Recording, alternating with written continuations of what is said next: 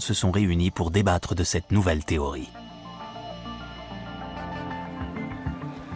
Et il y avait beaucoup à discuter, car la mécanique quantique proposait un changement majeur de paradigme et une rupture totale avec ce qu'on appelle aujourd'hui la physique classique.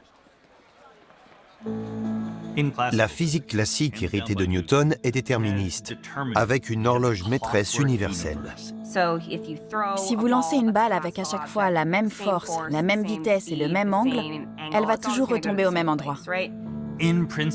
En principe, si vous connaissez l'état exact du monde à un instant T, ainsi que les lois de la physique, vous êtes en mesure de déterminer ce qui va se produire dans un avenir lointain et ce qui est arrivé dans le passé.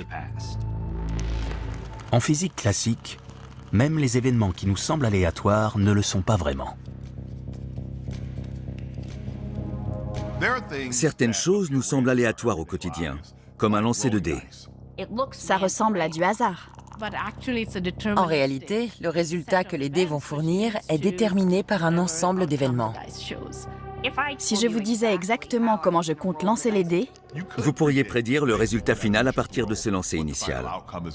C'est un problème mathématique complexe, mais pas insoluble. Mais en mécanique quantique, ça ne marche pas comme ça. La mécanique quantique a mis au rebut la certitude de l'horloge universelle classique pour la remplacer par un système de prévision probabiliste à partir d'observations potentielles.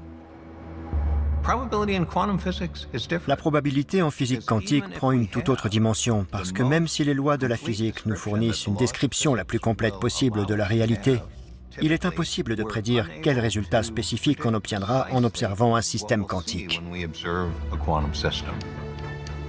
La mécanique quantique nous dit que même en ayant une connaissance complète d'un système à un instant précis, dès qu'on voudra faire des mesures, le mieux qu'on obtiendra, c'est 50% de chance de ceci, 30% de cela et 20% d'autre chose. En mécanique quantique, les probabilités n'expriment pas une limite de nos connaissances. Elles sont indissociables du fonctionnement quantique. On ne peut pas les contourner. C'est impossible. Certains physiciens formés au déterminisme ont eu du mal à accepter cette nouvelle vision probabiliste. Albert Einstein a notamment dit que Dieu ne joue pas au dé avec l'univers.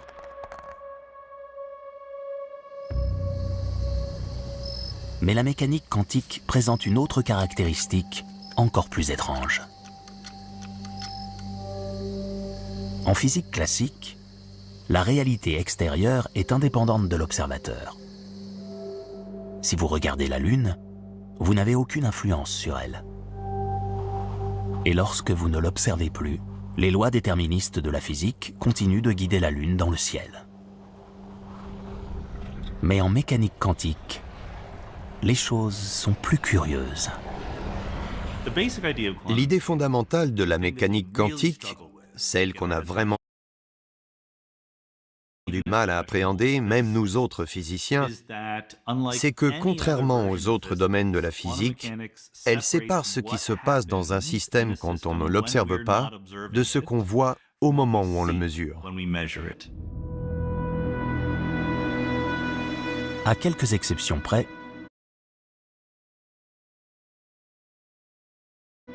la mécanique quantique affirme qu'il est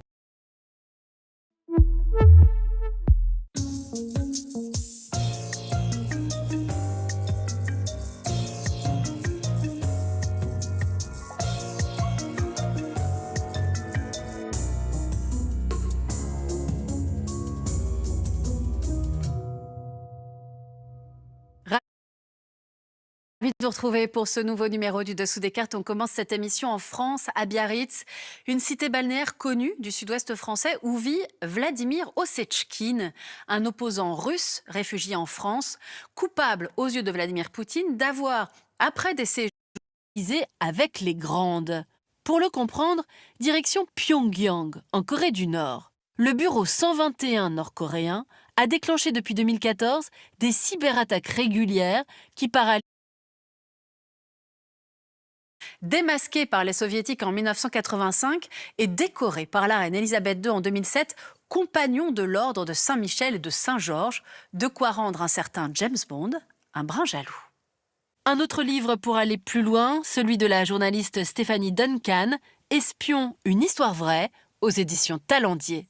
Ainsi s'achève ce nouveau numéro du Dessous des cartes. Rendez-vous bien sûr la semaine prochaine, même endroit, même heure. À bientôt.